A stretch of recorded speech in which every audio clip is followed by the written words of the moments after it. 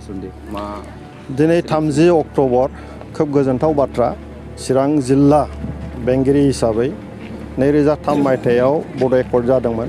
बेनि उनावहाय 2004 मायथाइनि दिनैनि 30 अक्ट'बर 30 अक्ट'बर बे सानावनो चिरां डिस्ट्रिक्टखौ दानाय जादों। बे समनिफ्रायनो जिल्ला हिसाबै खामानिखौ मावनाय जादों। ओंखायनो दिनैहाय 30 अक्ट'बरखौ डिस्ट्रिक्ट डे हिसाबै फालिनाय जादों। आरो दिनैहाय फुंनिफ्रायनो सानसे बे हाबाफारिखौ डिस्ट्रिक्ट एडमिनिस्ट्रेसना लानाय जादों।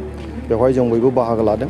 मोनफ्रोमबो डिपार्टमेन्टआव मा मावनाय जाखो, मा मावनो लादों, बेनि बागै रायजो राजाफोरनो खोन्थानायनिबो बेवहाय हाबाफारि लादों। आरो खोब गोजोनथाव बाथ्रा जे दिनैनि बे सानजों लोगोसेयैनो दिनैहाय जोंनि नैबे बिद्यापुर रडनिफ्राय जोंहा रनसायथामजों थांनानै गयबारिसिम बे लामाया खोब गाज्रि जाबायमोन आरो दालां गंसे खोब बानायनांगौनि दरखार दङमोन।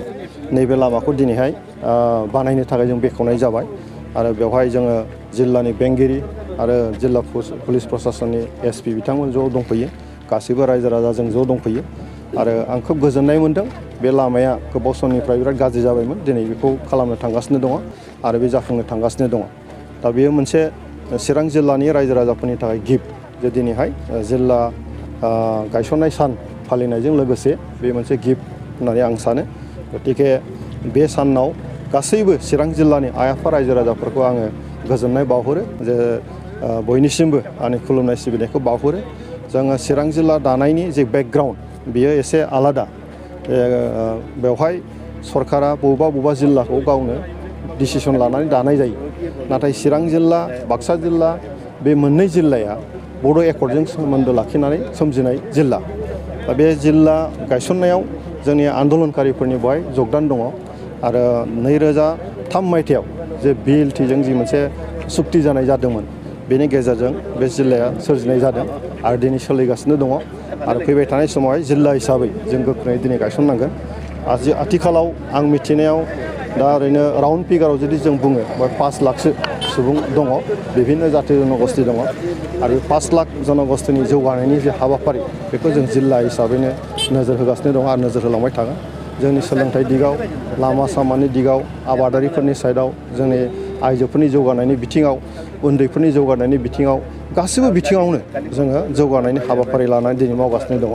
बेवहाय BTC सरकारा आथिखालाव प्रमद बर'नि दैदेननायाव दिनै गोदान मोनसे सिन्थाजों गासैबो जौगानायनि थाखाय हाबाफारि लागासिनो दङ आरो इयुनाव जों लालांबाय थागोन। बे बुब्लियाव आफा रायजो राजाफोरनिसिम आंनि खुलुमनायखौ आं बावहरो। जौगानायनि खेथ्रआव चिरां जिल्ला हिसाबै जोनोम जानायनिफ्राय माबायदि जौगानो हादों दासिमाव? चिरां जिल्लाया खोब गोग्लैसोनाय जिल्लामोन। बे ओनसोलाहा जेबो गैखायामोन, इनफ्रास्ट्राक्चार जेबो गैखायामोन। बेनि हेडक्वार्टारखौ जोंनि काजलगावआव खालामनाय जादों। आरो जेला जोनोम जायो डिस्ट्रिक्ट अफिसखौ, मावख'खौ सामलायनो थाखाय न'आनो गैयामोन।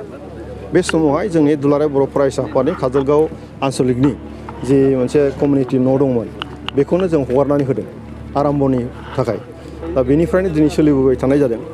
सानफा एफा दिनैहाय DC अफिस जाबाय, डिस्ट्रिक्ट सेन्टार जाबाय, पुलिस प्रशासननि थाखाय SP अफिस जाबाय। गासैबो बिथिङाव सानफा एफा दिनै जौगाबोगासिनो दङ। आरो डिस्ट्रिक्ट सेन्टार जाबाय। डिस्ट्रिक्ट सेन्टारनि गेजेरजों मोनफ्रोमबो डिपार्टमेन्टनि बेवहाय अफिस खालामनानै जौगानायनि खामानिखौ दिनै मावगासिनो दङ। जथेस्थ' खामानि मावबावनांगौ दङ। आरो दासिम बुंनो थाङोबा 17 बोसोर बारबाय। बे हिसाबै सरकारनि फारसेनिफ्राय जेरैबायदि जों मावबोदों जिल्ला जौगानांगौनि थाखाय, बियो जथेस्थ' नाजाबोदों। नाथाय जिहेथु जेंनाया बुरजा, गतिके खनसेयैनो जानाय नङा। जों सानफा एफा बानायनांगोन। दा दिनै आं सान्दों जे जिल्ला अफिसनि मावख'नि जि मोखाङाव जेरैबायदि जों साजायनांगौ दाबो जों खालामनो हायाखै। आं DCजोंबो रायज्लायदों, SPजोंबो रायज्लायदों। आङो रायजो सभानि जि फान्ड, DCनि जिखिनि फान्ड, IOCLखौ लाफानानै जोंनि बे गासै DCनि जि लांगोना आरो जोंनि डिस्ट्रिक्ट सेन्टारनि जि लांगोना, बेवहाय जि पार्क दङ, बे गासै हाइवेनि सेराव थानाय बे ओनसोलखौ लानानै जों मोनसे रिडिजाइन खालामनानै बेखौ नायथावथाव, बयबो फैथावथाव मोनसे नुथाय खालामनो थाखाय जों नाजागासिनो दङ। आं सान्दों फैबाय थानाय समावहाय जोङो काजलगाव ओनसोलाव थानाय जि डिस्ट्रिक्ट हेडक्वार्टार, बेनि सोरगिदिं जायगा मोनफाय जों जौगानायनि हाबाफारिखौ जों मोजाङै मावफुंलांनो हागोन। दुलाराय बर' फरायसा आफादा मैयानिफ्राय सुबुं सांग्रांथि रेलि हाबाफारि लादों। थारमाने बेहाव माखासे मोनबाय ट्राइबेल बेनब्लक आरो FRAनि मोनसे आयेन बेफोरखौ लानानै आरो माखासे गोग्गो सोलोंथाइखौ लानानै आरो गोजोन गोरोबथानि गेजेरजों मिन्थि फरमा इन्दिफोरखौ हगारनांगौनि बेनि खेथ्रआव हाबाफारि लादों। बेनि खेथ्रआव नोंथाङा आथिखालाव बड'लेण्ड ओनसोलावहाय दस्रा राजनैतिक दाबिखौ लानानै बेवहाय आन्दलन गैला। सुक्ति जालांबाय, बयबो सान्थि फैबाय, जौगानायनि खामानिखौ मावनांगौ। दुलाराय बर' फरायसा आफादा मोनसे जातीय संगठन आरो बियो बर' माहारिनि थैनाय थांनायखौ लानानै सिन्थाखौ खालामबोबाय थादों, खालामलांबाय थागोन। समाज जौगानायनि थाखाय खामानि मावनांगौ जथेस्थ' दङ। दा सरकारा सरकारनि दायित्वखौ लानानै खामानिखौ मावलांबाय थागोन।